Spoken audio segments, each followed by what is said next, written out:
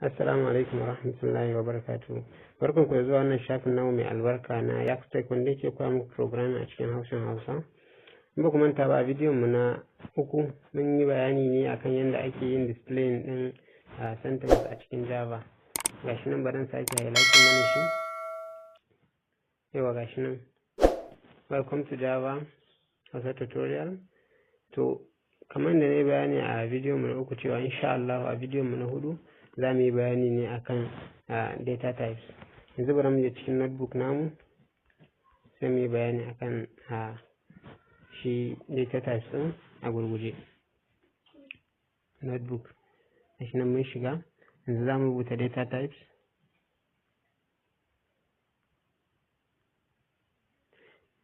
Wato shi data types kamar shine jigo na duk wani programming language da su ake amfani wurin bambance da me za a yi amfani da su ne suke nuna wannan abin da aka yi display ko abin da za a yi display shine na abu kaza.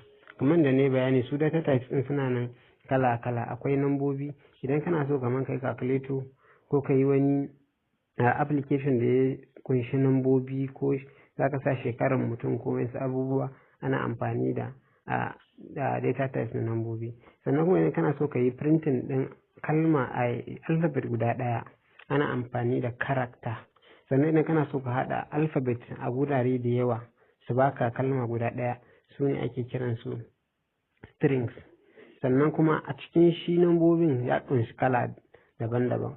Akwai wanda ake kiran shi normal integers, akwai floating points, akwai double. Su double din nan su ne masu decimal places. Kamar a misali idan za ka yi calculating din price, za ka iya barin shi a cikin word double. Saboda a misali idan price din naira 20 ne, za ka iya barin shi a 20.00, ko idan kuma da ɗigo kamar 5 ne ko da ɗigo 10, za ka iya sa 20.10 ko 20.05 da sauransu. Sannan bari lissafa mana su data types din. Muna da number one,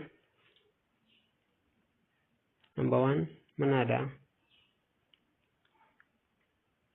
numbers.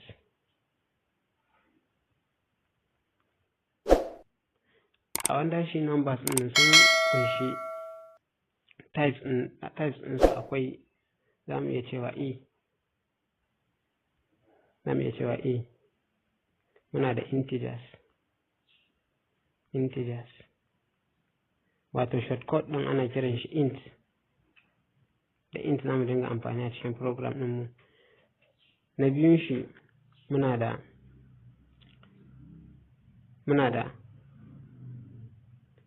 floating point.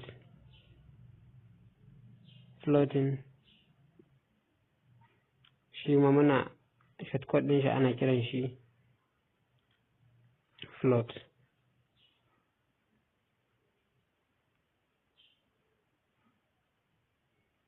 Sannan muna da na uku ana kiran shi double.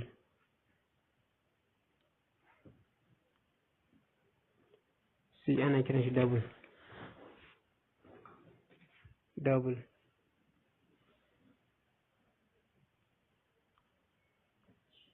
Muna da wanda ake kira byte.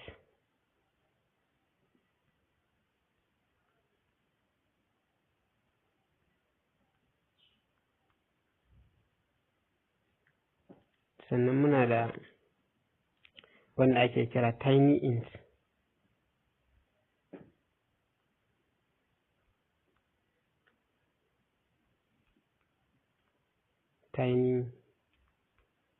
int. Sannan kuma akwai wanda ake kira, sannan kuma sai mu shiga na biyu, wato muna da number 2 kenan, muna da string.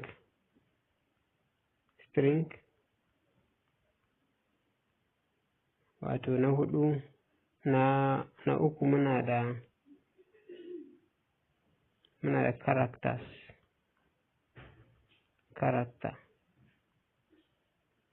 shortcut din shi ana kiran shi ca ko ka, duk da ka faɗa. Sannan muna da enumeration.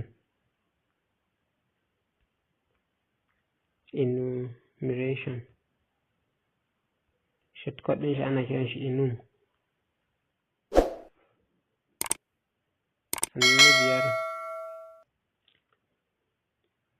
Sannan na biyar muna da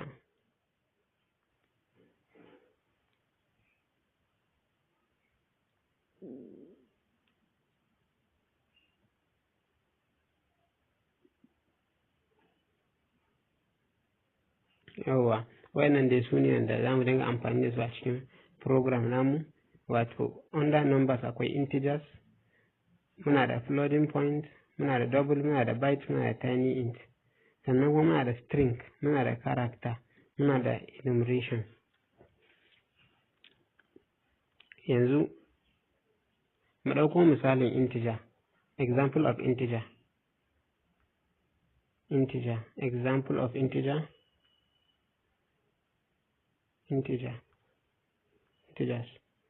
Muna da ranges nasu, ranges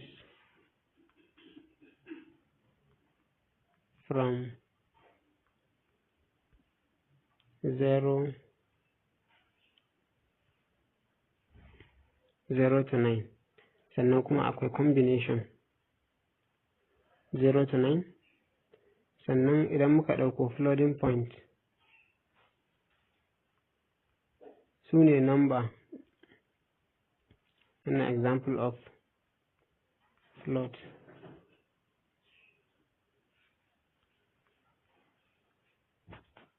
Su ne kaman a ce maka 5.2, 5.8. Sannan example of double.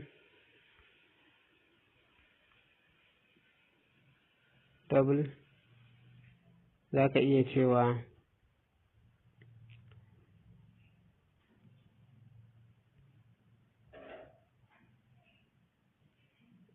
example of double za ka iya cewa 5. Na akwai f to represent the float kenan ko. Nan za ka iya cewa 6.08.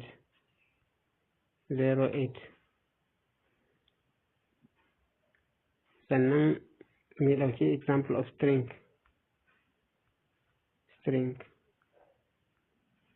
Za mu iya rubuta shi a quotation mark ake yin quoting ɗin shi. Za ka sa shi a cikin double quote, mun yi bayanin shi a baya. Za ka iya cewa my name.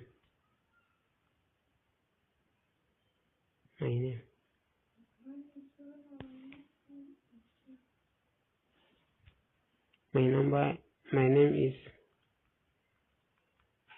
string.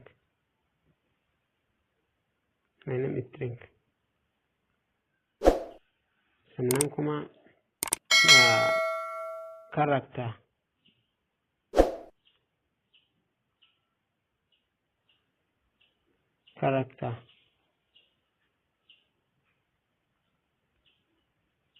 Ko kuma ka ko ca.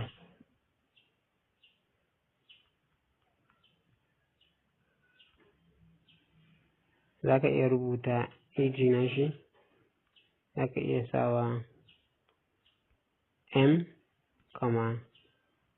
shi ma a single quotation shi ake rubuta shi, za ka iya sawa m,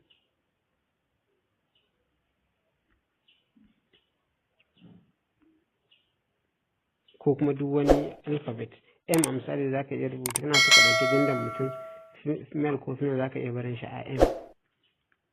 To wayannan su ake kiran su a data types a cikin yayin Java.